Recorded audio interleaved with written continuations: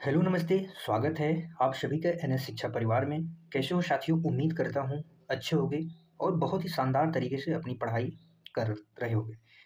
आज यूपीएसआई का practice set number आज हमारा दूसरा है। आज हम प्रैक्टिस सेट नंबर 2 कर रहे हैं। अगर आपने पहली क्लास नहीं देखी है तो आप जाके ज़रूर देख सकते हैं और अपने दोस्तों के साथ ज़रूर शेयर कर सकते हैं कि यूपीएसआई में प्रीवियस ईयर के जितने भी हिंदी से रिलेटेड जो भी क्वेश्चन पूछे गए हैं वो हम सारे कवर करने वाले हैं। ठीक है साथी, इसी के साथ में आज की क्लास का हम शुभारंभ करते हैं। पहला क्वेश्चन आपकी स्क्रीन पे है। पहला क्वेश्चन और उत्तर देने का प्रयास कीजिए साथी। पहला क्वेश्चन है आपकी स्क्रीन पर, निम्नलिखित में से निर्देश चिन्ह कौन सा है? बताएंगे निम्नलिखित में से निर्देश चिन्ह कौन सा है? निर्देश चिन्ह किसी बात या विचार को विस्तार से प्रयोग करने के लिए किया जाता है।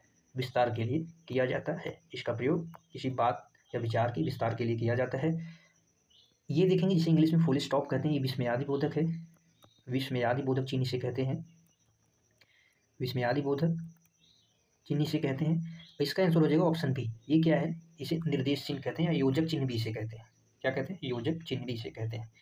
ये अल्प विराम का चिन्ह है। अल्प विराम जिसे थोड़े समय के लिए विराम दिया जाए वो क्या है? अल्प विराम होता है। ठहराव, थोड़े समय के लिए ठहराव आता है, इसे क्या कहते हैं? प्रश्नवाचक चिन्ह। ये क्या है? प्रश्नवाचक चिन्ह। याद रखेंगे। अगला क्वेश्चन बताएंगे साथी। क्वेश्चन नंबर 2 है आपकी स्क्रीन पे। इनमें से कौन सा वाक्य आपको बताना है कि शुद्ध है? इसमें से कौन सा वाक्य शुद्ध है? वाक्य शुद्ध जो लिंग वचन काल कारक की और क्रिया, लिंग वचन काल कारक का क्रिया के साथ मेल होता है। क्रिया के साथ मेल अच्छे से हो।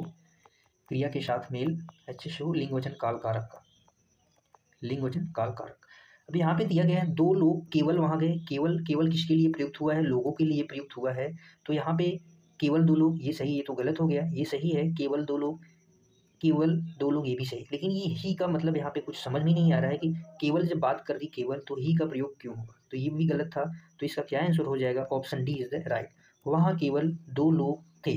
केवल कितने लोग थे? दो। ये भी गलत हो जाएगा। ठीक है साथी, याद रखें केवल किसके लिए प्रयुक्त हुआ है? दो लोगों के लिए। अगला क्वेश्चन याद रखें, तीसरा क्वेश्चन है, बताएंगे इसका आंसर साथी। मुख्यमंत्री मुख्यमंत्री ने घोषणा की को कर्मवाच्य में बदलने पर क्या होगा? मुख्यमंत्री ने घोषणा की कर्मवाच्य बदलने में क्या होगा? बताएंगे। कर्मवाच्य में कर्म की प्रधानता होती है। कर्म की प्रधानता। कर्म क्या होता है? कर्म की प्रधानता। कर्म ही प्रधान होता है। कर्म ही प्रधान होता है। कर्म और कर्म कारक के पहचान होते हैं, इसके चिन्ह होते हैं को के द्वारा। को के द्वारा इसके चिन्ह होते हैं, परसर्ग होते हैं, कारक होते हैं। कारक है कर्मवाच्य। कर्मवाच्य के चिन्ह होते हैं को के द्वारा। बताएंगे साथी इसका क्या आंसर हो जाएगा? मुख्यमंत्री ने घोषणा की। मुख्यमंत्री ने घोषणा की, ये कौन सा कारक है? यहाँ पे कर्ता की प्रधानता है, इसलिए कर्ता कारक है। कर्ता कारक है। मुख्यमंत्री के द्वारा घोषणा की गई, यहाँ पे के द्वारा की बात की गई है। के द्वारा की बात की गई है, इसलिए यहाँ पे कर्मवाच्य है। मुख्यमंत्री ने घोषणा की, ये भी कर्ता, इसमें कर्ता प्रधान है। कर्ता, मुख्यमंत्री घोषणा करते हैं, ये भी करता है मुख्यमंत्री के द्वारा। इसमें के द्वारा यानी घोषणा, इसमें क्या है? कर्म प्रधान है। जहाँ पे कर्म की प्रधानता हो वहाँ कर्म कारक होता है, कर्मवाच्य होता है। ठीक है। अगला क्वेश्चन बताएंगे। क्वेश्चन नंबर 4 आपकी स्क्रीन पे है।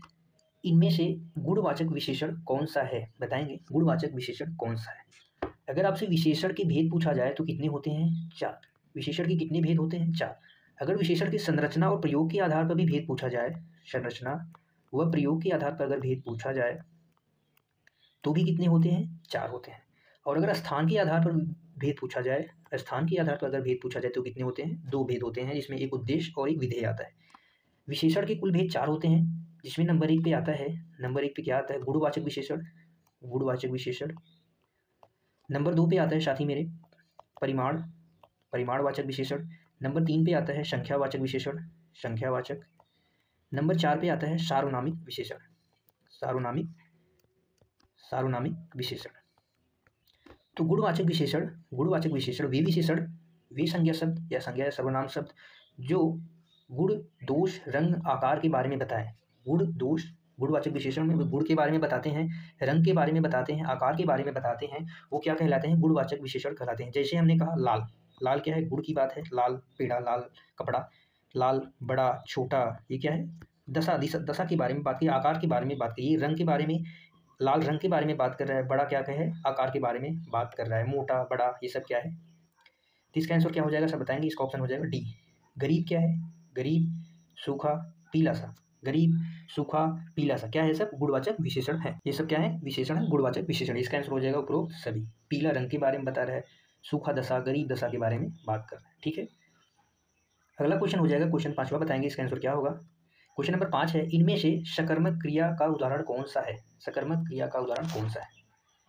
क्रिया के मुख्य भेद अगर पूछे, मुख्य भेद पूछे तो कितने होते हैं, 2 भेद होते हैं। कर्म के आधार पर अगर भेद पूछे, कर्म के आधार पर भी अगर भेद पूछे तो कितने होते हैं, तो भी 2 होते हैं। नंबर 1 पे आता है सकर्मक क्रिया, सकर्मक क्रिया। नंबर 2 पे आता है अकर्मक क्रिया। क्या आता है, अकर्मक क्रिया। क्रिया के 2 भेद होते हैं, कर्म के आधार पर भी अगर पूछे, कर्म के आधार पर भी अगर भेद पूछे तो कितने होते हैं, 2 भेद होते हैं। नंबर 1 सकर्मक, नंबर 1 अकर्मक। इसमें कर्म की आवश्यकता नहीं होती, इसमें कर्म की आवश्यकता होती है। इसमें कर्म की इसमें कर्म अनिवार्य है, इसमें कर्म नहीं, कर्म की आवश्यकता नहीं होती। कर्म की अगर बात करें, कर्म की आवश्यकता नहीं होती। और इसका जवाब हम अगर क्या से करें, अगर इसमें क्या से प्रश्न करने पर इसका हमें जवाब क्या होता है, मिल जाता है। इसमें क्या से प्रश्न करने पर हमें जवाब नहीं मिलता है।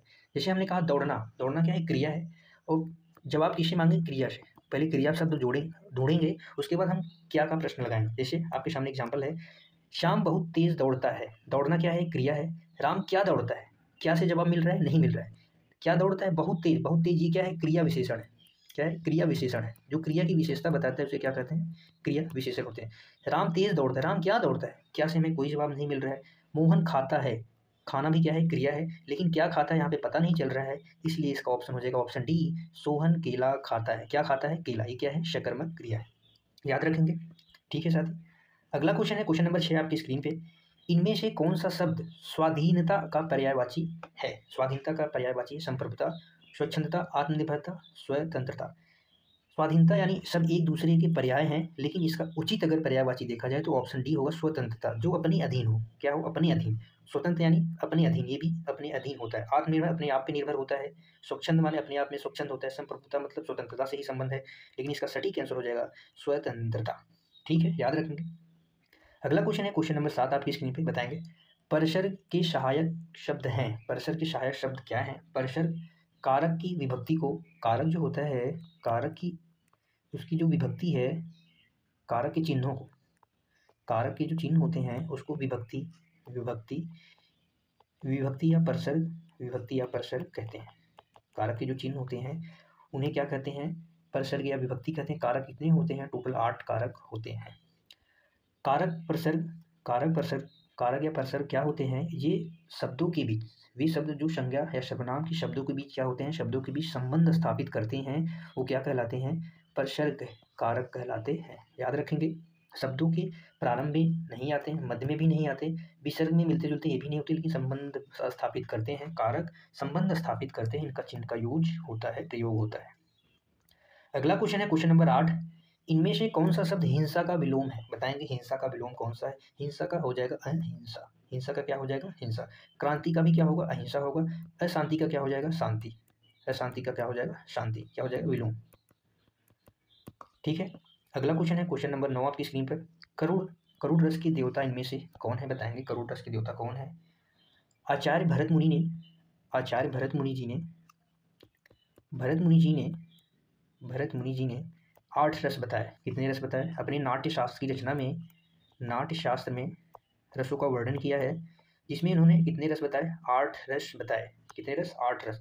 और 8 रसों के अलग अलग देवता का भी नाम दिया है। 8 रस के अलग अलग देवताओं के नाम दिया है। तो करुड़ का अस्थाई भाव क्या होता है, इसका अस्थाई भाव क्या होता है, शोक होता है। अस्थाई भाव इसका क्या होता है, शोक, शोक होता है। इसके प्रसिद्ध कवि भवभूति, भवभूति इसके प्रसिद्ध कवि हैं। इसके देवता की अगर बात करें तो यमराज इसे क्या है, देवता है, इसका ऑप्शन हो जाएगा। अगर श्रृंगार रस के देवता की बात अगर की जाए, श्रृंगार रस के देवता की बात अगर की जाए तो विष्णु जी हैं, विष्णु जी हैं इनके देवता। अगर हास्य रस की बात की जाए, हास्य रस की बात अगर हम करें तो श्री गणेश जी हैं, गणेश भगवान जी हैं। ठीक है, याद रखें। अगला क्वेश्चन है क्वेश्चन नंबर 10 आपकी स्क्रीन पे। गरीबों को वस्त्र दो, गरीबों को वस्त्र दो में कौन सा कारक है, आपको बताना है। हमने भी कारक की बात की, तो इसमें एक कारक है गरीबों को वस्त्र दो। संप्रदान कारक, अधिकरण कारक, करण कारक, अपादान कारक।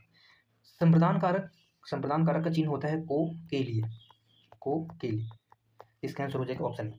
यहाँ पे गरीबों को वस्त्र हो, यहाँ पे को का मतलब है के लिए, यहाँ गरीबों के लिए ही वस्त्र है। जहाँ पे संबंध है एक दूसरे को ऐसी चीज़ें दान में दी जाए जो रिटर्न में ना आ सके, यानी उनके लिए ही, जैसे बच्चों के निमित्त, यानी यहाँ के लिए की बात हो रही है। वहाँ पे क्या होता है, संप्रदान कारक होता है। अधिकरण में होता है में और पर, में और पर, में और पर। करण में होता है से के द्वारा, इसका चिन्ह होता है से के द्वारा, से के द्वारा। अपदांश से अलगाव होता है, अपदांश क्या होता है, से अलगाव, से यानी अलगाव। जैसे इसका प्रसिद्ध एग्जाम्पल है जो बहुत फेमस है, वृक्ष से पत्ते गिरते हैं, वृक्ष से क्या गिरते हैं, पत्ते गिरते हैं, वृक्ष से पत्ते गिरते हैं।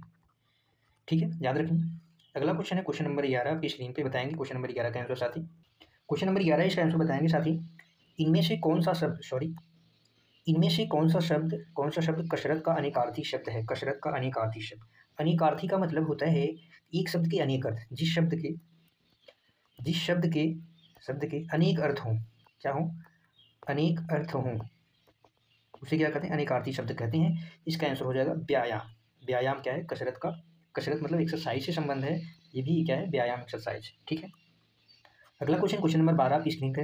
मैंने आम खाया है, वाक्य इनमें से किसका उदाहरण है। मैंने आम खाया है, किसका उदाहरण है, आपको बताना है, बताएंगे साथी। सबसे पहले जानिए काल। काल के कितने भेद होते हैं, काल के 3 भेद होते हैं, जिसमें आता है वर्तमान काल, भूतकाल, भविष्यत काल। इसमें क्या आता है, वर्तमान काल, काल के कितने भेद होते हैं, 3, वर्तमान काल, भूतकाल, तो उसके बाद क्या आता है, भविष्यत काल, भविष्य काल। अगर आपसे पूछा जाए कि भूतकाल के कितने भेद होते हैं, तो भूतकाल के कितने भेद होते हैं, 6 भेद टोटल भूतकाल के होते हैं। भूतकाल के कितने भेद होते हैं, 6 भेद होते हैं, जिसमें सबसे पहले सामान्य भूतकाल की बात होती है। सामान्य भूतकाल की बात होती है, इसमें सामान्य भूतकाल, इसमें क्या होता है, समय का पता नहीं चलता, क्रिया के होने का समय का पता नहीं चलता। जैसे लिखेंगे राम ने अखबार पढ़ा, क्या, राम ने अखबार पढ़ा, राम ने अखबार पढ़ा, ये क्या है, सामान्य भूतकाल है। मैंने आम खाया, ये क्या है, मैंने आम खाया, आसन्न भूतकाल है। आसन्न भूतकाल उसे कहते हैं जिससे कार्य शुरू, पहले जैसे हमने कहा कि आसन्न भूतकाल काम शुरू, यानी बीते समय, जैसे काम शुरू बीते समय में शुरू हो और अभी भी समाप्त हुआ हो। जैसे बीते समय में शुरू हो, बीते समय में शुरू हुआ हो, शुरू, और अभी अभी समाप्त, अभी जस्ट तुरंत, अभी निकट समय, यानी अभी अभी समाप्त हो। कार्य बीते समय में यानी पहले हो चुका है, कार्य बीते समय में यानी पहले से शुरू है, अभी अभी जस्ट शुरू हुआ। जैसे मैंने आम खाना शुरू किया था और अभी अभी जस्ट खा लिया, तो ये क्या, आसन्न भूतकाल का क्या है, उदाहरण है। ठीक है, अगला क्वेश्चन बताएंगे क्वेश्चन नंबर 13। श्रीलाल शुक्ल को किस उपन्यास के लिए कई सारे पुरस्कार प्राप्त हुए हैं, बताएंगे। एक सुनी नाव श्रीलाल शुक्ल की रचना है, राग दरबारी भी है, अज्ञातवास भी है, विश्रामपुर का संत भी क्या है, इनकी प्रसिद्ध रचना है। इसका आंसर हो जाएगा बी, राग दरबारी के लिए इनको कई सारे पुरस्कार प्राप्त हैं। 1969 में इनको साहित्य अकादमी पुरस्कार इसी रचना के लिए मिला था, साहित्य अकादमी पुरस्कार। 2008 में पद्म भूषण भी इन्हें मिला था, पद्म भूषण इसी रचना के लिए। 2011 में ज्ञानपीठ पुरस्कार भी मिला इन्हें इन्हीं रचना के लिए, याद रखेंगे। राग दरबारी के लिए, इन्हें इस उपन्यास के लिए साहित्य अकादमी, पद्म भूषण और ज्ञानपीठ मिला था। ठीक है, अगला क्वेश्चन है क्वेश्चन नंबर 14। किस इतिहासकार ने कवियों का क्रम वर्णानुक्रम के अनुसार रखा है, वर्ण के क्रम के अनुसार रखा है। मिश्रबंधु विनोद साहित्य लिखा, विनोद लिखा, वो मिश्रबंधु विनोद। ठीक है, मिश्रबंधु विनोद लिखा था। इसका आंसर हो जाएगा गारसादर तासी। सबसे पहला साहित्य लिखने का प्रयास फ्रांसीसी भाषा में, ये फ्रेंच विद्वान थे, फ्रांसीसी भाषा में सबसे पहला प्रयास इन्हीं के द्वारा लिखा गया था, जो कि वर्णानुक्रम में कवियों को रखा था, याद रखेंगे। अगला क्वेश्चन है, इनमें से चीफ की दावत कहानी के रचनाकार कौन है, बताएंगे। चीफ की कहानी के दावत है भीष्म साहनी जी की काव्य संग्रह इनकी काव्य संग्रह में जैसे कुछ रचनाएं हैं, भाग्य रेखा के बाद चीफ की दावत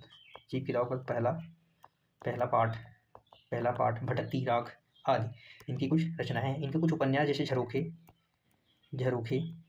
तमस प्रसिद्ध रचना है, तमस, कड़िया। ठीक है, इनके कुछ नाटक में जैसे हानुस हो गया, कबीरा खड़ा बाजार में, माधवी, कबीरा खड़ा बाजार में, मुआवजे, कबीरा खड़ा बाजार में आदि इनकी क्या है, कहानियाँ, नाटक संग्रह है। कबीरा खड़ा बाजार में। ठीक है साथी, आज का ये हमारा अंतिम क्वेश्चन था। बताएंगे साथियों क्लास कैसी लगी, क्लास कैसी लगी ज़रूर बताइए। और इसी के साथ क्लास को अपने दोस्तों के साथ ज़रूर शेयर करें, साझा करें, जिससे कि वो भी अच्छे से तैयारी कर सकें प्रीवियस ईयर क्वेश्चन की। ठीक है साथी, अब मिलते हैं अगली क्लास में प्रैक्टिस सेट नंबर 3 में। तब तक के लिए बाय बाय। मस्त रहिए, पढ़ते रहिए, खुश रहिए। Thank you so much.